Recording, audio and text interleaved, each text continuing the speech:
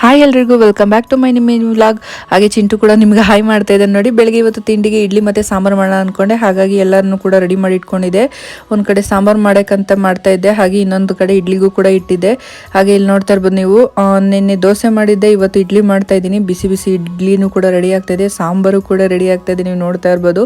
ಹಾಗೆ ಇಲ್ಲಿ ನೋಡಿ, ಇವತ್ತಿನ ನಮ್ಮ ಬ್ರೇಕ್ಫಾಸ್ಟ್ ತಿಂಡಿ ಈ ಥರ ಇತ್ತು. ಬಿಸಿ ಇಡ್ಲಿ ಸಾಂಬಾರು ಹಾಗೆ ಸೌತೆಕಾಯಿ ಟೇಸ್ಟ್ ಅಂತೂ ತುಂಬ ಚೆನ್ನಾಗಿತ್ತು. ಅವರು ಕೂಡ ಆಫೀಸ್ಗೆ ಹೋಗಿ ಇದು ಮಧ್ಯಾಹ್ನ ಬಂದಿದ್ದು. ಮಧ್ಯಾಹ್ನ ಶರೀಫ್ ಬಾಯಿಂದ ಕೀಮಾ ಬಿರಿಯಾನಿ ತೊಗೊಂಡ್ಬಂದಿದ್ರು. ಟೇಸ್ಟ್ ತುಂಬಾ ಚೆನ್ನಾಗಿತ್ತು.